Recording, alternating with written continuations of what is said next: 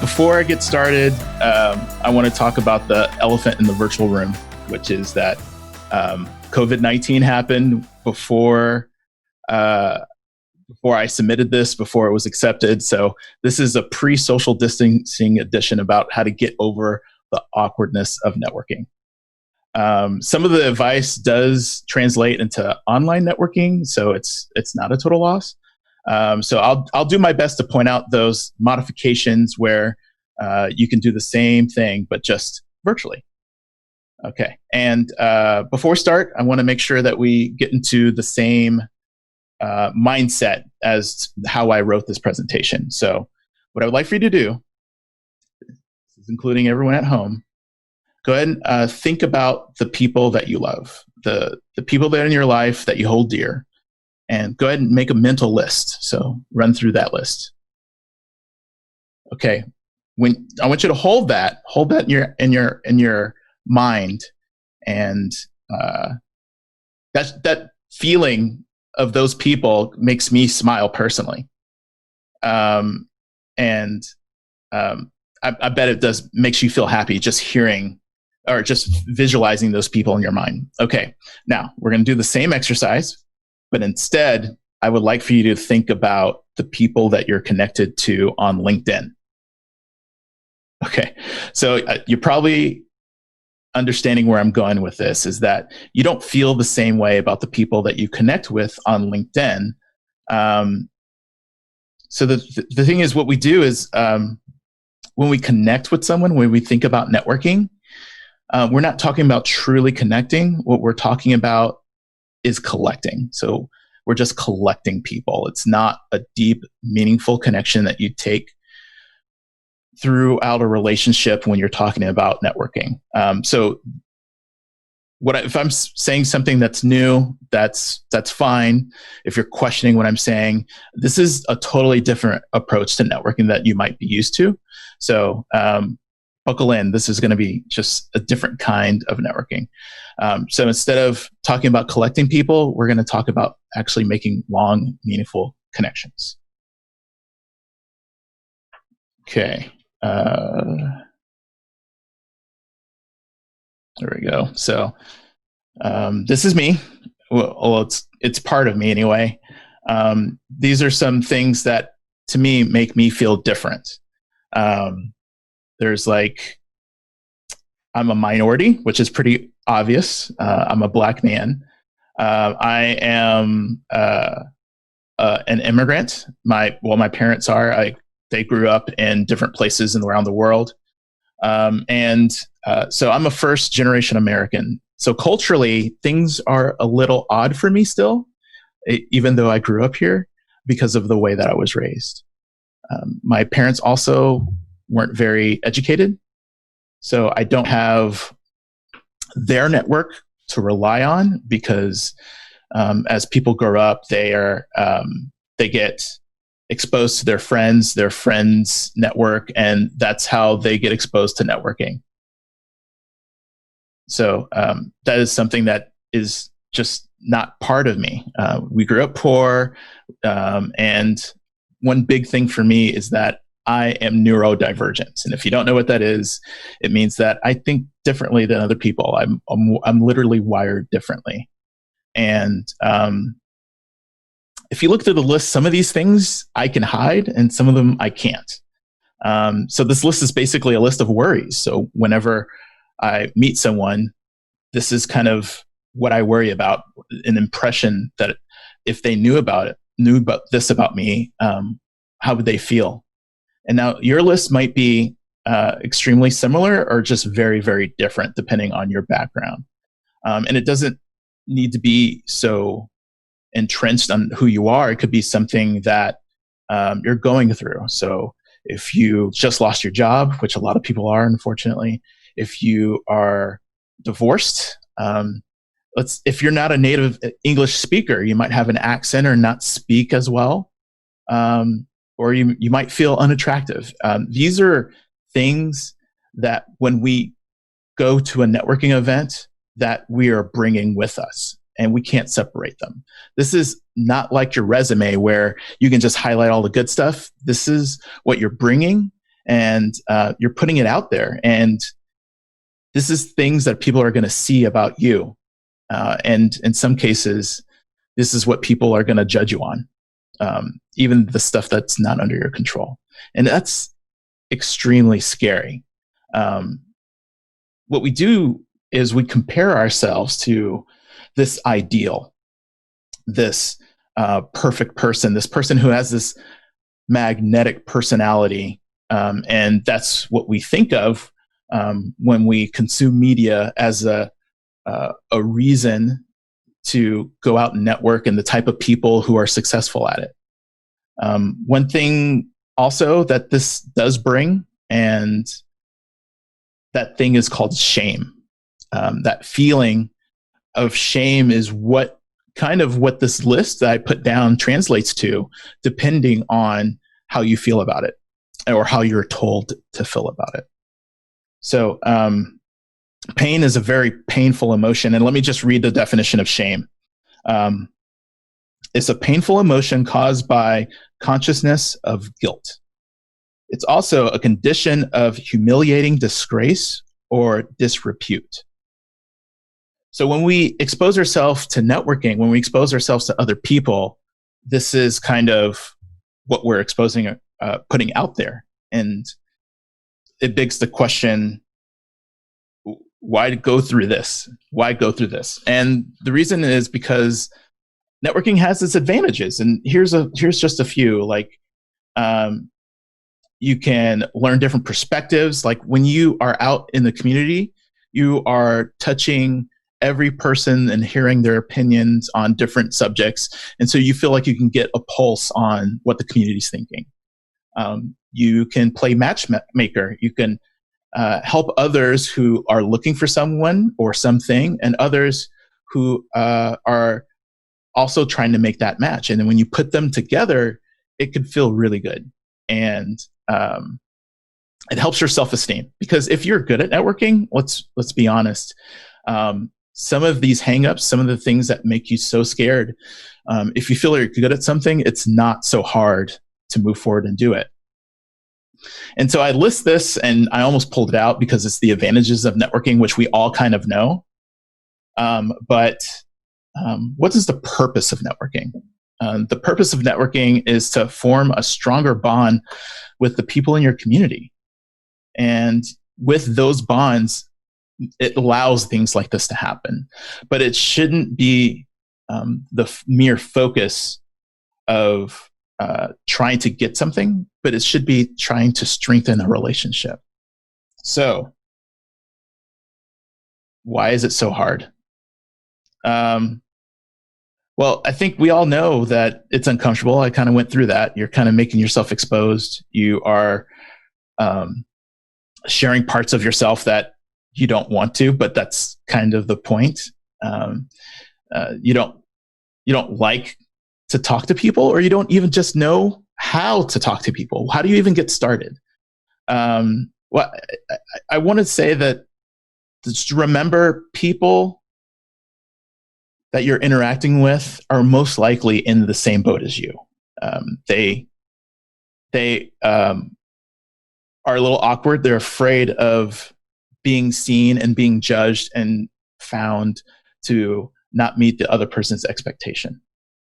So it's all, when you're in a group, when you're in a networking event, it's almost like you're all at a dance, but no one has agreed to lead. So you're kind of stuck at an impasse about how you get started and how you move forward. So I mentioned about the media and what it's taught us about what networking is. And so I just compiled a list and put this together so you can see for yourself and some of these kind of stand out. Be transactional. So find someone who needs your product or service or looking for something that you're offering, and do an exchange saying, hey, I see you need X, or I offer Y, and you try to find that match. So it's very transactional. Next is dominance. Like, people have been taught that you need to control the conversation. You need to make sure that you overpower the person that you're speaking with facts or with your degrees or your expertise. And you just basically show off why you matter, why you're valuable. And that kind of ties in with the firm handshake. Have you heard of that? When you meet someone, or if you're at an event, make sure you grab their handshake and shake it firmly. That is a way of translating power, of like, I'm a powerful person. This is all the kind of stuff that we've been taught. And another one is to give out your card. So before you even meet someone, you give them your card. And that is one, to show that you have a job and you want to make sure that they have your contact information, because they need to know that for some reason rather than the first 5 seconds of talking to you. And it's a way of setting the tone and showing off what you do, because you're represented by that card, right? So it is also a show of privilege of being in a position to be important enough to have cards made. Another thing that we've been taught is to talk about to have the person talk about themselves, because people love to talk about themselves. So if you want to get started in networking, what you do is you just say, hey, tell me what you do. Tell me about you. And then every question after that feels like an interrogation. Really? How long you been there? Who are your clients? And that's not connecting. That's more of a, let me see if I can extract everything that I can to see if you fit into the list of someone that is worthy of me talking to, or if I can use you in some way, or do you have something valuable to either to sell me or that I can sell to you. So when people ask what you do, that's kind of a key into that, because they're kind of putting it out there saying, where are you in the level of my importance? And so that's one thing that we hear and that we've seen. And if you've been to a networking event, this list probably looks very, very familiar to you.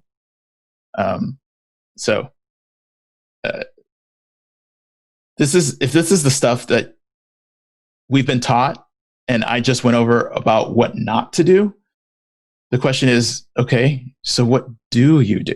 And so what you do, and here's a few basics, is that you do eye contact. And I'm sure you're familiar with this. It's same with listening and don't interrupt, but this is the reason for it. The eye contact is to keep you from being distracted. It's to show that you're engaged, and it is to make sure that you lock in on the conversation. So personally, I have a tendency to see people walking around, see someone who might be Angular famous walking by, and then you're like, oh, that's so-and-so, and you might gravitate. So if you keep your eye contact, that actually keeps you from being distracted. And here's another one. Listen and don't interrupt.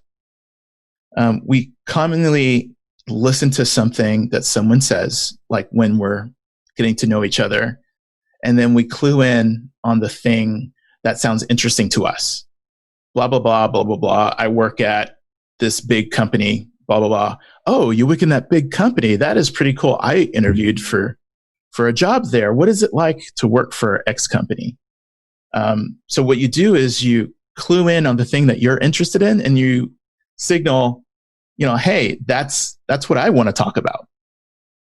What you should try to do when you first meet someone and you start talking is to go ahead and let them talk, and wait until they're done talking. I know it sounds simple, but it is really hard to do, especially when you're looking for an in. And the reason for that is because you want to make sure that they are able to say everything they want to say. It might feel odd, but practice it and see how it goes for you. And I mentioned how this translates some of this into online life. And sometimes if you're chatting with someone over, let's say, WhatsApp or some other chat client, you'll see the dots or whatever, and you can tell they're typing, but you see something you want to respond to. Go ahead and wait for the chat to finish, and then formulate your response after that. And what you want to do is not focus on what to say next. This is what what I do constantly. I'm looking at someone, I'm like, oh, X company, I'm going to bring that up. And then you're like, and then you're thinking about all the things about X company or whatever you're walking onto, and you just almost delete their conversation or what they're saying after that. You don't want to do that. Keep engaged, keep listening. And if it gets you to the point where you forget that you wanted to talk about that thing, that is fine. But what you want to do is stay engaged and try to bring in everything that they're saying. And you want to smile. And the smile kind of goes with the eye contact. It's not just to show that you're engaged and to keep you from being distracted, but smiling helps, one, show that you're friendly. You are a person that's approachable. Two, it actually colors the way that you talk. If you are on a job interview and it's just a phone interview, when you smile, you'll sound a lot happier than if you don't. There have been studies that show that you can hear when someone's smiling, not just see it. So it is a visual cue that you are engaged and that you like being in this conversation. But it's also for you too, to make sure that what you're saying has a nice positive ring to it and you're giving it in the best vein. Not sure if smiling helps while you are doing a text chat online, but couldn't hurt but try. And here's this last part, and I saved it for last, but it's really super important. People want to be wholly seen. And what does that mean? When I said before, when people say, like, what do you do? That is one aspect of you, yes, but it's not the complete you. The complete you is that resume list, all the good things about you from previous jobs and what your hobbies are and the clubs that you're a part of. But the whole you is also that list that, sadly to say, might feel like you have a lot of shame around. And remember when I said, think of that list of people that are in your life that that you love or have love for you. They are usually the people who see you, all of you, your successes, your failures, the places where you stumble and fall down, and the places where you soar. And ultimately, to make a deeper connection, you're going to have to bring your whole self to a conversation. But how do you do that when you're struggling with all the shame or you don't know where to start? These basics help, but I'm going to move into some actual practical tips. Okay, if you have a lot of anxiety with going to places to network, show up early. It's a lot easier talking to a few people before the event starts and then going into the room where there is a whole bunch of bustle and people have already paired up and you're like, I don't know where to go, and it can be a little overwhelming. Even for this conference, the chat started like 20 minutes before the actual keynote, and people were chatting and getting to know each other, and the volume was extremely manageable. So this one definitely can be done online, but when you go out there and you go to places, if the venue is not even open, start a line. Then it's pretty obvious who to chat with, the person in front of you in line and the person behind you. And that's super manageable. One thing in terms of lowering your anxiety level is to scout the venue. If it's local, drive by it, see how big it is, see if there's a patio, understand if where the bathrooms are, understand if it's wheelchair accessible, if you need that kind of accommodation, that kind of thing that you don't want to worry about at the last minute. Also with Google Maps, you can use Street View, and you can do this too, or look up the venue online specifically. A lot of venues for events put their floor plan out there so that you can see that if you wanted to book the venue, and you can use that information to know where the entrances are, the bathrooms, where the high traffic areas are. When you go into the venue, you don't want to stand in a place where people are constantly going to the bar or going to the buffet, and you have to keep shifting in order to dodge people. And that just makes you uncomfortable because it makes you worry about all the stuff going around you. And it breaks that focus that I told you about. So practically, stand in a place where you're going to be comfortable. Indoor, outdoor, if you're sensitive to air conditioning or if you need fresh air. And make sure that you're in a place where you don't have to worry about all the things going around you. Okay. And now you might be wondering, okay, all right, I'm here. I showed up. There are people. How do I actually start that engagement?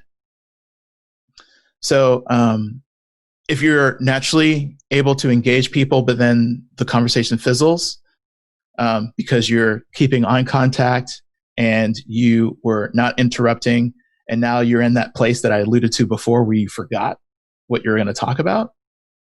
So this works in terms of continuing a conversation or even starting one, is to focus on the journey. So the journey is, we're all on this journey, right? As people, there is something in our life that caused us to be where we are physically or virtually. And there's someone in the person you were trying to interact with that brought them to that place.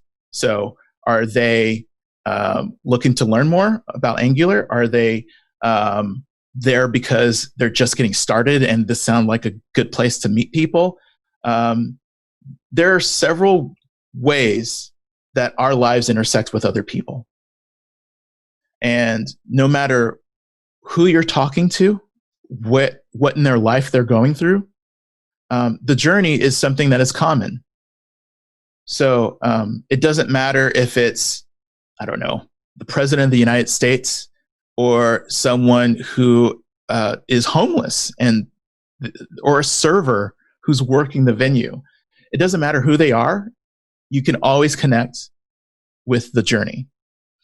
And that journey goes both ways. It's how far back as to where'd you grow up and how'd you physically get here, as to what sessions did you go to before this, to the journey of after. What do you think you're going to do with the knowledge that you learned? When is your flight? What hotel did you stay at? And is that commute hard? But that might be a little over crossing some lines, so don't do that one. But the journey continues, and this is just one part of it. What session are you going to go to next? There are ways to tie the journey that's common no matter who you're talking to. And what you want to do is when you're talking to someone, and especially if you're talking about their journey, try not to bring in all these things that could make them feel judged too. Stay away from money, of course, class. Like, are you the VP, or are you own your own company, or if you're just a direct report, or you just started, or you're an intern. Stay away from class and title and even labels like, oh, are you married or do you have kids? That might be part of a person, but let them volunteer that information. Don't make assumptions. Oh, you're married? What is his or her name?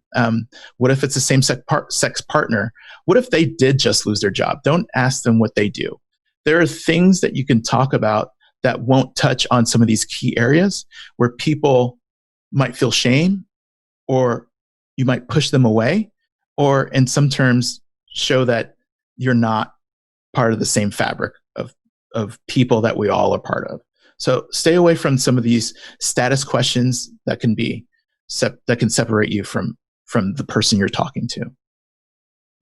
But that being said, if you need to leave the conversation, and I'll touch on this later in the summary, but if you need to leave the conversation, there are some really good ways to get out of there. Virtually makes this a lot easier because you can say, hey, I have another meeting, or I have to hop out. But say you have to go to the bathroom. No one's going to stop you. Say you have to get some air. Say you have to refill a drink. Those are ways to get out of a conversation politely, but don't do it rudely. And when you're done with this successful networking thing, what you want to do is also follow up with them. Keep in mind, this is a connection for hopefully your lifetime and not just someone you're collecting.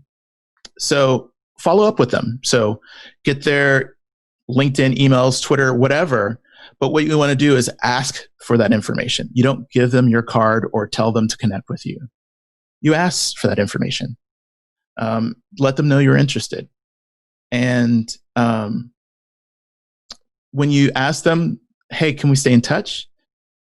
Get their method of contact that works best for them, whether it's a text message or an email or LinkedIn or Twitter or whatever. Ask them, hey, what is the best way of staying in touch? Don't just assume, hey, I really only do email, so I'm just going to email you. Ask them how they would prefer to be contacted. And the last thing on this list is, don't overdo it. Don't overshare all that list of this is what I'm ashamed of and this is me.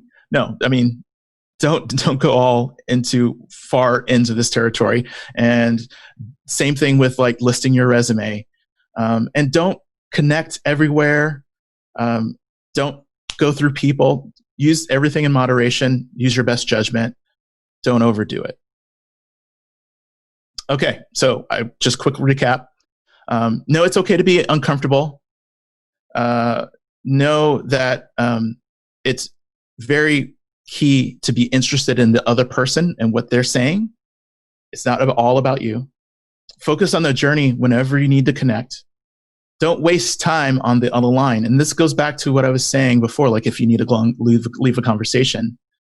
If there's someone that for some reason makes you feel icky and sticky and like, ooh, don't waste time with that connection, even if it's the CEO or some head or some VC firm or something that might be useful for you. Make sure you remove yourself from those people and make sure with a big note that it's not people just because of their race, creed, color, all those other things. It's because of something that you philosophically have a big difference with. The reason for that is because you don't want to have a connection just to have a connection. This is for people that you can be yourself with and that you don't have to hide that disgust. So stay away from the on the line and make sure you follow up. These connections are really great. So make sure you stay connected and you continue this relationship journey. It doesn't stop there, and be fully seen with each other. All right, thank you. That's my presentation.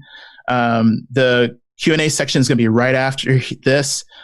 So if this stirred something in you, please feel free to ask me those questions, and I'll be there. And if we run out of time, or if it's something deeply personal that you want to talk to me directly, here's the way to contact me. So whatever way works. And thank you so much.